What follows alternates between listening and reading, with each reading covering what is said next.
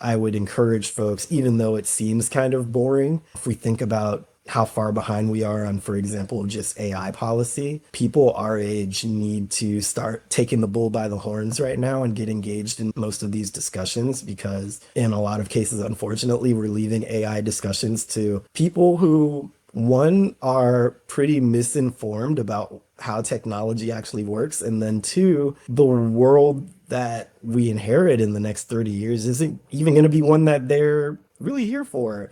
It's going to be us and our children that hopefully we don't look back and say, wow, I wish we would have gotten involved sooner.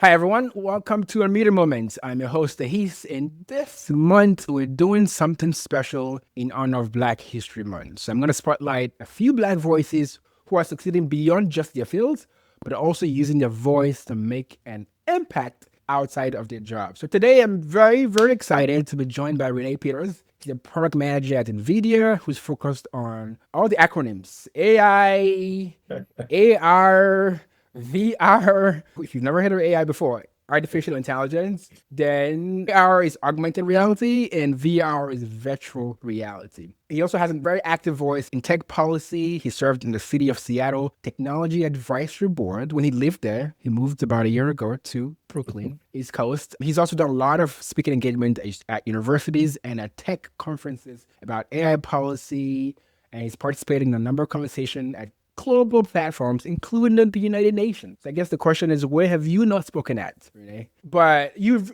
really been very intentional about using public speaking as a tool to elevate Black voices and to help bridge the gap between technology, policy, and community. But before we get started, I just want to do a little quick disclaimer that the views and opinions that we share today are our own and do not reflect the views of our employers, whether past or present, because we do have great jobs and we like our jobs. So with that said, Renee, welcome to the show. Thanks for having me. That's an awesome intro. I appreciate it. As I mentioned, we're discussing pre-recording. I've been trying to have Renee on the show for about a year. So I feel extra special to finally get to have this conversation, especially to commemorate Black History Month.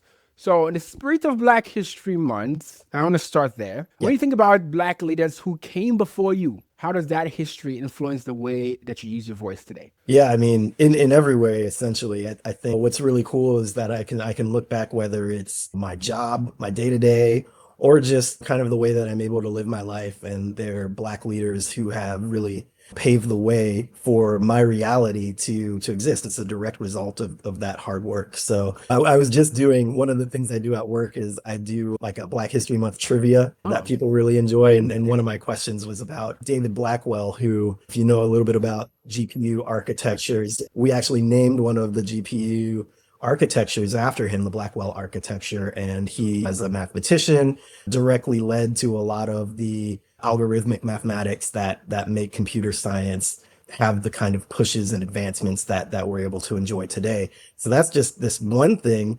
And from a Black History Month perspective, one of the thoughts that I've been having within really like the last week is just kind of realizing this moment in history and thinking about, I work in technology and around all these coders and digital literacy. And on the topic of literacy, there was a time where it would be illegal for you or I to be able to read a page of a book or the Bible or anything.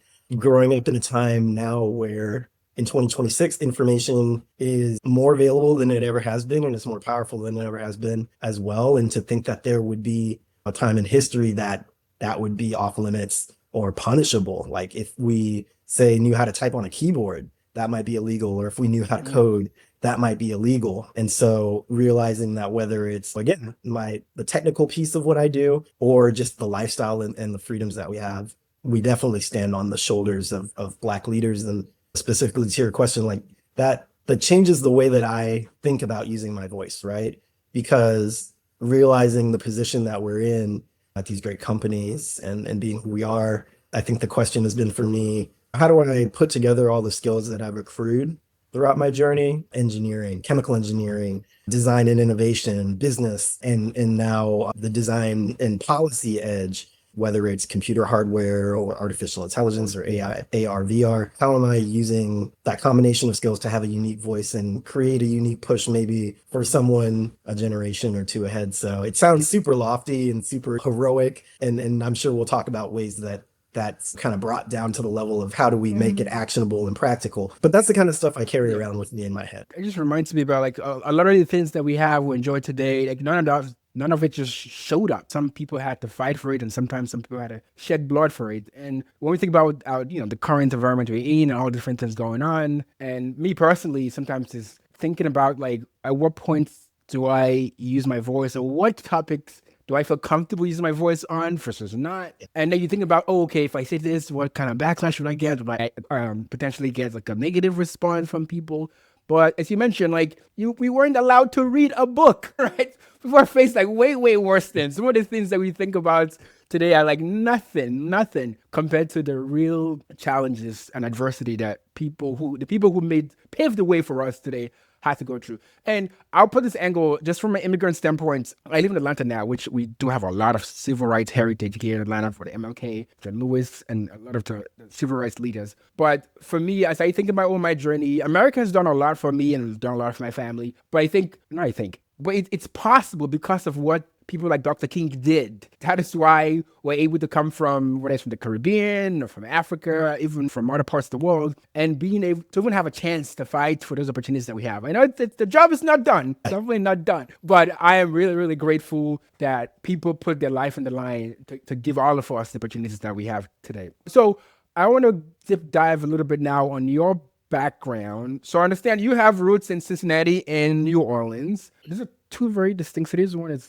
cold, Cincinnati, and New Orleans is warm. How did growing up in those two distinct types of places shape your perspective and your voice? Yeah, I think it's funny because a lot of folks who meet me in my adult life, all I ever talk about is New Orleans, New Orleans this, New Orleans that. I root for the Saints, blah blah blah, and so a lot of people think of me as New Orleans, but a vast majority of my upbringing was in Cincinnati, Ohio, and is the anchor of, in a lot of ways, of my background. So to be clear, I was born in New Orleans and then raised in Cincinnati from a very young age as a baby. And yeah, they are very different cities. Ironically, they were connected by water, Ohio River to the Mississippi River, and goes straight down. The reason why I moved from New Orleans as a baby after I was born was that my mom was a teacher in New Orleans. She taught at an elementary school called McDonald 15. My dad was a musician who did gigs around the city at the time of my birth, and they were both looking for different opportunities. And my godmother actually was from Cincinnati, Ohio, and there happened to be some teaching jobs up there. And so my mom, dad, and myself moved up to Cincinnati, really around education, which is a theme, obviously, of my upbringing. And the first school that my mom taught at was called Marva Collins Preparatory School. This is a educational program that is explicitly targeted at underrepresented minorities, specifically Black students in the inner city. And I went to school there from kindergarten through first grade. And then my mom started teaching at another school in Cincinnati called Cincinnati Country Day, which demographically is was the complete opposite of Marva Collins. And going through that in first grade. Is the Cincinnati Day, is that still in the city or in the burbs now? It's still In the burbs. Yeah. Oh, in the burbs now. Okay, in the burbs. So, Okay. so Marva Collins is closer to the inner city. And then Cincinnati Country Day is in a neighborhood called Indian Hill, where gigantic houses, and the president would come to visit Cincinnati. Oh, wow. He'd be like staying at one of these houses with like one of the families at the school. And so definitely a kind of story of two sides of town for me, having my upbringing on the west side of Cincinnati and then going to school on the east side. It was really kind of the cultural story of my elementary through high school experience. And it's a very small private school, Country Day is. And so I was able to get a really great education essentially for free because my mom was a teacher. And so that was one part of the backdrop of just my day-to-day in Cincinnati, is going back and forth between these different spaces. But then also just kind of the historical background of what Cincinnati is historically it was the border city between the North and the South. Even going back to slave days, when you made it across the Ohio River into Cincinnati, that was one of your first kind of safe points. And ironically, my first job in high school was being a youth docent and tour guide, a museum guide at the National Underground Railroad Freedom Center Oh, in that's cool. Cincinnati, where I would basically teach folks about all kinds of different areas of history, from the Atlantic Passage to slavery to the KKK. All of that history is right there in Cincinnati and in the area. And so Cincinnati also had in 2001 one of the biggest race riots in American history over a police shooting, a police killing of a young black man. And at 10 years old, that's also part of the backdrop of growing up in Cincinnati, and all the while having this tether back to my family on both my mom and my dad's side. Everybody in my family lives still to this day pretty much in New Orleans. And so also having these times where we would be going back and forth multiple times a year in between Cincinnati and New Orleans and spending time there. And that was really impactful to me, not just because of the family aspect, but I think an important moment that kind of defined a little bit of how I see the world. Going back to your question about my perspective, was Hurricane Katrina and 2005, and seeing my family go through that, and just kind of seeing the systemic failure from an engineering science level, from a policy level, to people in my family being called refugees in their own country. It definitely felt like a wake up call as I kind of ramped up through high school to enter the world on kind of like this call of, what are you going to do? What do you want to learn and why do you want to learn it? And so that all of that between Cincinnati and New Orleans kind of was part of who I was and what I was carrying with me, and still do to this day once I graduated high school and went to MIT and on. I did not know that Cincinnati played such a role in the civil rights movement with the Underground Railroad and such. And you did also mention that your dad was a musician. Still is, yeah. Still is. You didn't end up being a musician like him? My dad plays trumpet, and I, about 3 years ago, no, 4 years Yeah. ago now, in 2022, I decided to pick up the trumpet as well. Growing up, one Yeah. of my first Christmas gifts was a little red drum set. And that was one of the first instruments I ever played. And I continued to play it throughout high school. I still play drums to this day. Even at Kellogg, I was the drummer for the Special K band, and also piano. My parents put me in piano lessons when I was a kid. So music has always been part of how I enjoy the world. And yeah, for Christmas, me and my dad will Yeah. do duets for the Oh family. yeah. We'll play Christmas Oh, carols on our trumpets. So that's yeah. very nice. That's very cool. So you do, as you mentioned, you do go to New Orleans still quite often, right? All the time. Yeah, yeah. So I am a season ticket holder for the Saints because I end up going to New Orleans 4 or 5 times a year at least, and especially Yeah. during the holidays. I know it's been a rough after Breeze. It's been a rough. It's a few years now. However many years now It has been for the 17 Saints. years since What's his name? Your new quarterback, Schlo. What's his name? Tyler Shuck. Shark. He looks promising, right? He should have Seem won the pro- Offensive Rookie of the Year He yet. towards the end of the season. I Oh yeah, saw a couple of games. It definitely looks promising. So hopefully exciting times ahead. Hopefully. definitely. So I want to go back to the topic of public speaking. So as I mentioned at the top in the intro, public speaking is a big part of what you do. So I want to dive into what drew you to it and how has that journey evolved over time? What are the types of things that you used to do or things that you didn't feel comfortable doing before that you feel comfortable doing this time or now? I mean, it's funny. I've always, in some way, shape, or form, been kind of doing public speaking. When I was a kid, a lot of people don't know this, but I was a child model when I was a Really? kid. Really? Yeah, yeah. I Okay, was. so say more. Yeah, I would be on TV. I'd be in like Jet Oh magazine, wow. advertising. I'd be on commercials, doing stuff like advertising for brownies and cakes, or Oh like I man. did a commercial for Hasbro toys, which is probably one of my favorites because we got a whole bunch of free How action how old are figures. you at this time? My parents signed me up for a talent agency. I had to be like maybe 2 or 3. Oh wow, that's very early. I had won, there was a radio station in New Orleans, and they had entered me in like a cutest baby contest, and I won them a van Oh this year. wow, wow, And then they were like, "Hey, wow. maybe we'll sign him up for agencies." So yeah, I was part of this agency called Heyman Talent, and we would do auditions for commercials, and then they would book me for roles in commercials and magazines.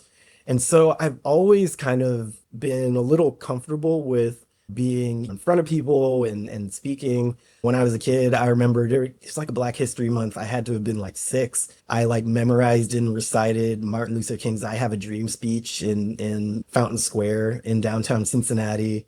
That's one of the experiences I remember. And so I've always had this kind of comfort with my voice and started to realize kind of like the power of my voice even back then. Oh, wow, I did not know that about you. Is and any of these clips or ads on like YouTube and public places? No, not YouTube, No, but that I was. do have some old pictures that people ask really nicely. I'll show it to them. Oh, see, you've been famous for a while, huh? See, I did not know that. That's one of the things I love about this podcast. You just get to learn very interesting things about people. So it sounded like you started early with those type of public type events that helped you along the way. But as you got older, maybe college, business school, and now in the workplace, is there anything that sort of helps you get comfortable? Or it's just maybe it just happens naturally. But any things that you do to help you say, okay, I'm gonna go give this talk at this university or this tech conference, and what are the types of things that you use to prepare to make sure like you on your game or to get you comfortable doing it? Yeah, I mean, it was a gradual process. I didn't necessarily like say back at the beginning of the pandemic, like 2020, I didn't necessarily think that public speaking was going to be a big part of what I do day to day, month to month. It kind of just started with, hey, I was at Microsoft and I would go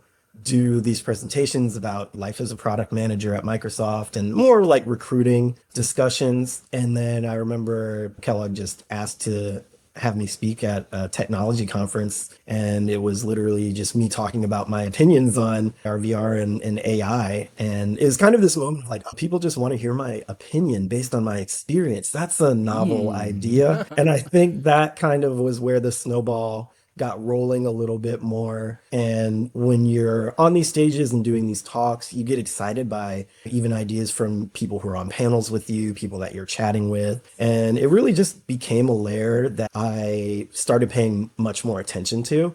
And that became kind of input into my perspectives and this kind of thing that I bring to a podcast or bring to on stage. And obviously, there's so much happening in the realm of artificial intelligence that now I've had so much more exposure ever since graduating Kellogg, especially in the world of technology and cloud computing and all of these different applications and use cases of where AI is going and how it connects to even things that we don't even realize that it connects to, whether it's from a corporate or economic or safety and security standpoint. And so I think me getting comfortable with talking about it was a combination of me just being comfortable with my authentic voice and how I reason through things and give shape to ideas in word form. But then also that snowball of now I'm kind of the mindset where I'm constantly paying attention and hey, that's a really interesting thought. I need to follow up on that. Not just because I need to have something to talk about on a podcast, but because now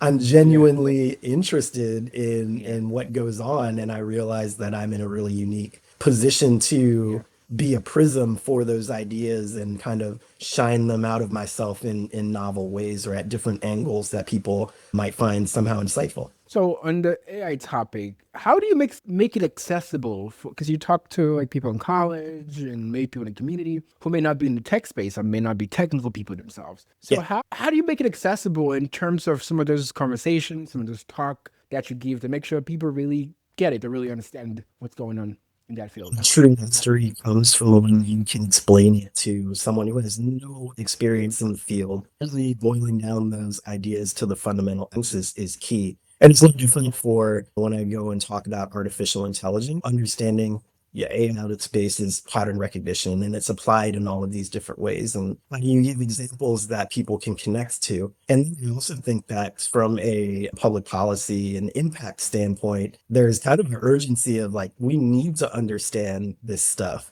And so you need to realize that is playing a part or technology is playing a part in the world that we walk out into on our day to day. And if you're equipped with certain information or certain perspectives, you can at least think about what's going on, see patterns that may be useful to you, or you may be inspired to kind of speak up or inquire more or do some more digging. And I think that's really all my goal is whenever I go do these talks or have the luck to be on some kind of forum or panel is to just kind of give that momentum forward. And it all starts with how would you explain it to your mama or your papa? How would you explain how deep learning works to them? How would you explain the connection between artificial intelligence and when they're looking up something in checkout on and Walmart versus Amazon and how AI actually plays a slightly different roles in both of those processes. I think when you make it real for people, that's when the light bulbs start to come on. I'm sure anyone listening to the show now probably have heard about artificial intelligence, AI. You cannot not hear about AI in the world that we live in right now. But let's just say there was that person who, for some reason, don't know where they leave at, but they haven't. How would you describe what it is and like what direction it's going? I always start with AI is just pattern recognition. So if you're paying a card bill at the end of the month, if you were looking at it and you were like, oh, there's this $1,000 charge that I don't recognize, that's out of order. I need to call that out. I need to act on it. A simple AI can just look at, oh, here are your trends month per month. And usually in January, you don't spend this much. What's going on? Like, let's flag this. Insurance companies do the same thing, right? There's all of these different kinds of data that can go in. So a string of numbers can be a pattern that an AI can recognize. A string of words when you're doing Gmail autocomplete. It's recognizing what word is Renee type in after the word spectacular or whatever based on past trends. But now we're thinking about, okay, what's next? Well, images. You can do image recognition based on the frames of a movie, or I could guess the next frame based on a pattern recognition, or I could tell you that, hey, based on this pattern of fresh vegetables, this brown banana now looks spoiled, and I can flag that. So I kind of build it out based on what kind of data is going in. So videos can now go in, and now you've got like Sora AI that can create minute-long videos based off of prompts, which is kind of a combination of strings of text and outputting streams of frames. So with AR and VR, I am thinking about how does the difference of data density between 720 by 720 pixels compare to the fact that in an Apple Vision Pro, you've basically got 3000 by 3000 in each eye per frame. That's a lot more data density, but there is an AI that could boil that down and create virtual experiences one day. So I think once I lay out the spectrum of, very simple idea, but it gets complicated very quick, that kind of underlines what a lot of AIs are kind of doing. And you can apply that to like, oh, how does a chatbot work and things like that. So fundamentally, it boils down to its pattern recognition. It's very good at it, and it can handle millions and trillions of data, right? Compared to how much we can process, right? So that's the difference. They've just been trained on large data sets, so they can realize all this number of patterns depends on how people write, in terms of helping you with your writing, how to flag issues, whether in your credit card transactions and such. On the lighter side, what's been, I don't know if there's any funny moment that's come up in all these different talks or public speaking gigs that you've done? Funny, unexpected moments, I would say. I mean, every once in a while you'll get a comment that gets a lot of laughs. One that comes to mind was I was doing an AI panel in Seattle at the Museum of Pop Culture, which is really, really cool. And the question was basically an audience member asking about like, okay, well, you've talked about all these AI tools. It's like, how do I get started? How do I even know what tools are useful? Or where's someone with a low proficiency going to start? I was talking about this website. It's called there's an AI for that.com. I haven't been on it in a while, but it's funny because I've heard about it. It uses artificial intelligence to search for artificial intelligences and then like put them on a website like, oh, this is AI for weather and this is blah, blah, blah. So I was talking about, before the talk, I had gone and just randomly looked at a couple of AIs, and I had seen one where it was basically called like RizBot or something like that. RIZZ Riz. And it was essentially like, okay, if you get a text, you can respond with the next smoothest response, or do you want to have it sound more romantic? Do you want to have it sound more funny? And I was like, man, people are outsourcing charisma nowadays. So reads. So the website is called There's an AI for That. Yeah, there's an AI for that.com. Okay, that's a good resource for people listening in case you are also wondering where to start in your AI journey. A good place is There is an AI for that.com. I would also include that in the show notes. So thank you, Renee. But you've also, beyond this public speaking though, you did an OPED for the Seattle Times. You've also been, as I mentioned, you were part of one of the advisory board for the Seattle City Council. I guess what has informed your interest in doing that type of work to be more community minded and using the voice and the platform that you have in the community settings and making an impact at that level? Yeah, I think especially in that transition from post undergrad work into grad school, you get a lot of time to stop and think about like the kind of impact that you want to make. And that's when I started piecing together that I might want to do something in the policy realm. I remember there was a visiting professor, James Gates, who's a physicist who served on Obama's Presidential Committee for Advisory of Science and Technology.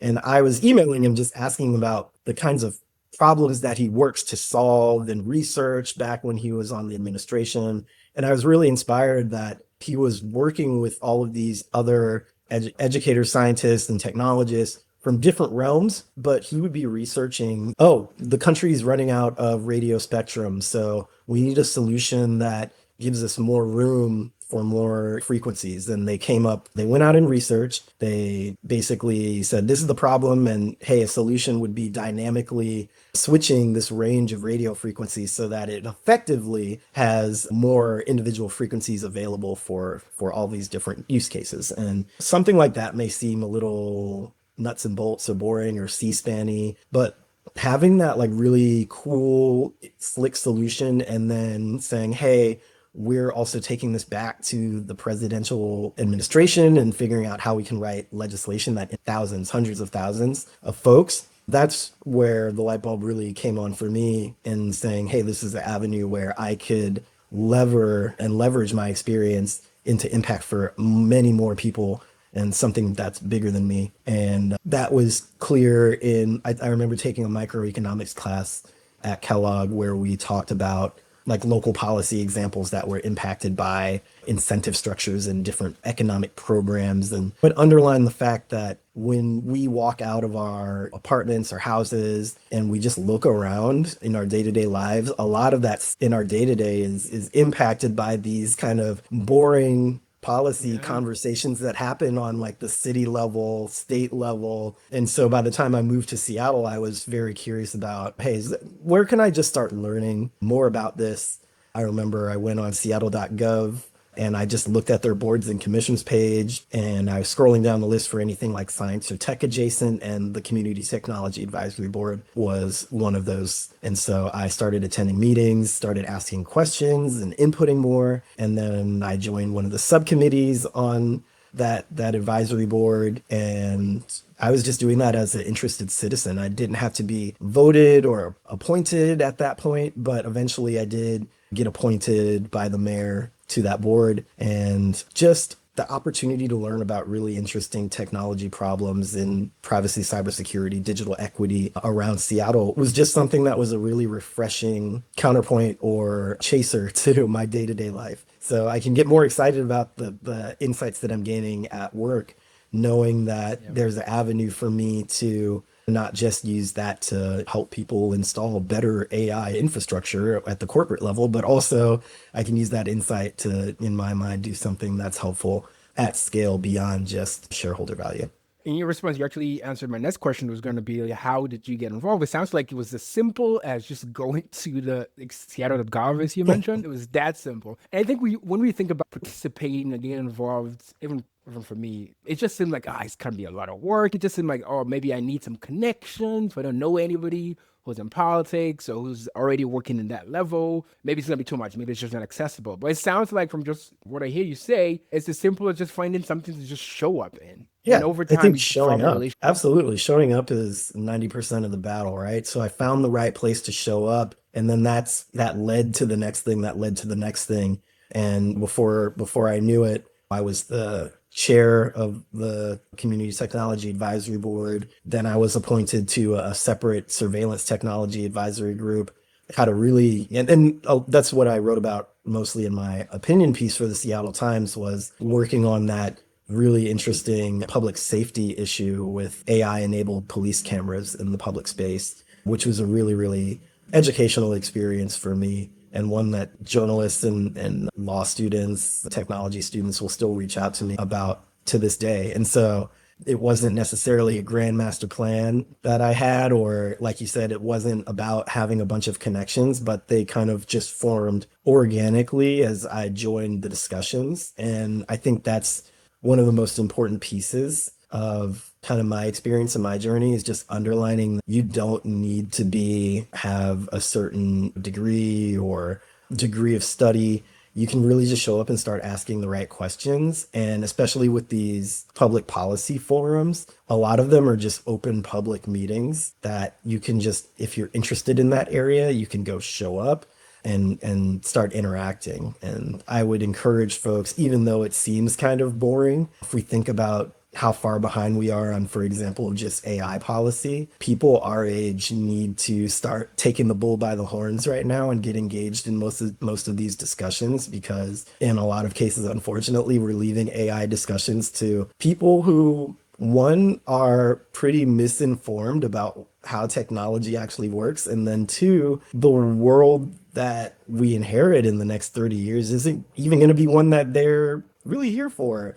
It's going to be us and our children that hopefully we don't look back and say, wow, I wish we would have gotten involved sooner. So that's kind of like, if there's one takeaway for when I go to do these talks or podcasts, it's just find something that's a little bit interesting to you or has an intersection of your natural interests, and just see where you can take it. As we were talking about the time that we're in with AI, for me, it seemed like this is a very like pivotal time. I'm curious your perspective as well, right? Obviously, a lot of the different companies are fighting for who's going to find AGI first, or who's going to be the one who has the biggest model. So I do see how it's a unique opportunity for, if you do have a perspective of a voice, to be involved now, because this is our chance to hopefully make our voices heard and make the impact such that we're not, as you mentioned, we're not sitting down 20 years from now, I'm like, oh my goodness, how did we get here? So to that point though, what is the main thing you think people are mostly misinformed about AI in those conversations that you've been having, whether it's public policy wise, college campuses and whatnot? Like, what are the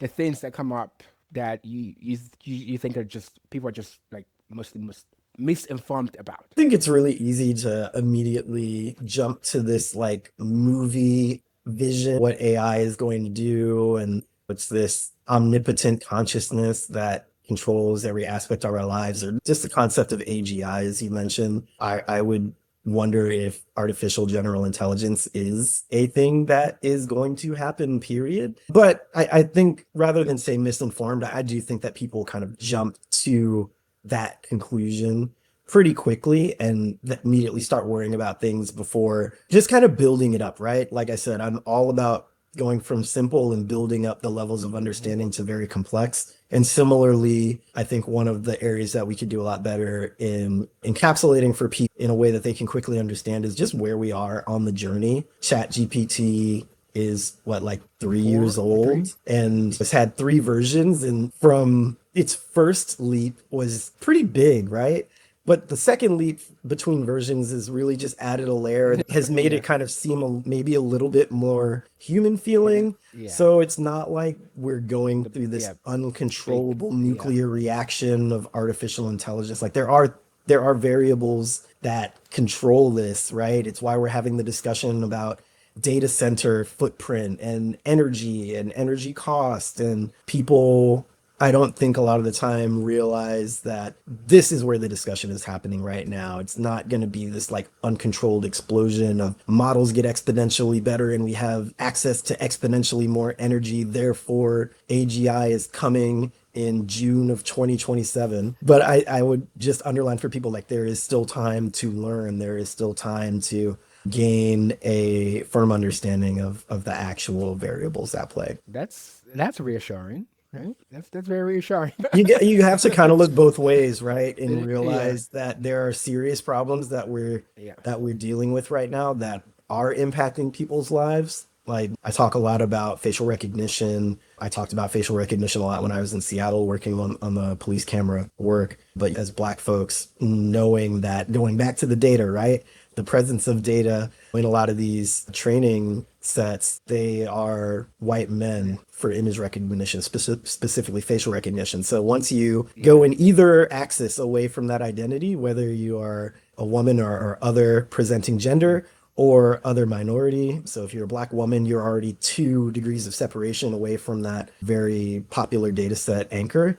And that will Yeah. create issues. And we're seeing that. And so there are all kinds of really useful problems to discuss right now. And I think that a lot of time can be spent on worrying about what's kind of in front of us now, while also worrying about the future rather than just, oh my God, AGI is Yeah, going to take over everything we're just not tomorrow. gonna have. It's like what I think one camp that you hear often is whenever AGI happens, they're gonna do everything, even your household chores, like literally everything. We're just not gonna have anything to do. We're just gonna go to the beach, I guess, just like lay down, drink. What kind of life is that? Like, what are we good for anymore? But I guess that's why I said it's kind of reassuring to maybe it would happen, maybe it would not. You mentioned the thing of, like facial recognition as it comes to AI. Is there any other areas where it's very important for whoever is making those tools to take into account the various types of people with various type of backgrounds? You mentioned facial recognition. I can think about like there's lots of autonomous vehicles, car companies now, right? It's like at nighttime. I imagine how people look at nighttime. If it's an autonomous car, it might be different. So you might need to take into account that different sizes and shapes and shades and all Yep. that stuff. Like, are there any other areas where you think it's even of a heightened attention to be very cognizant, or for those companies to pay attention to that? I mean, there's no single answer to this question, Yeah. so I would just say yes. It is important to Yes. consider. Yeah. Somebody needs to be So all the thinking of people, yes, everybody, every yes, level, right? Not yeah, yeah, just okay, autonomous vehicles, not just how you or I would show up yeah. in a scan or computer vision, but where are the AV driving most often? Where are the data sets most trained? And how does different demographics across different neighborhoods, different data presence across different neighborhoods and the roads that they're driving on, how does that impact things? I remember like one of the first questions I asked the Community Technology Advisory Board was, how is the time-based expansion of minorities away from the city center increasing the dependence on public transit to get back into the city? So as people are priced away from Seattle, but those people still have jobs in the downtown area, they therefore have to rely more on public transport. And so Washington was doing their state 2030 transportation plan, may have been 2040 transportation plan. So not an on the nose example with AI, but our identities impact every layer of how we interact with technology to some degree, right? And you can't boil the ocean and focus on everything once, but you also can't say like, okay, well, if we solve computer vision, that solves everything. There's always going to be another layer to pay attention to, right? If voice and audio become a cue that cars react to, whether it's, hey, please stop, I'm in the middle of a crosswalk, like, okay, well, how does identity intersect the matrix of different voices and different voice presentations? How does gender and the way that different voices carry? Sound. So I've become like really good at kind of that what if thinking, or really thinking about things from different angles that may not seem necessarily straightforward. And I think as a product person, that's one of the most important instincts, is to think about some of these edge cases that may prove problematic. It may be 20 times out of a million, but it will eventually happen. So as we've talked about some of the examples of some of the type of speaking and engagement that you've had, what's next for you? Like, how would you like to take this, or where do you hope to take this next? Yeah, I think one of my probably the highlight of my year this year was going to speak at the United Nations for the AI for Good summit. And that was really energizing just because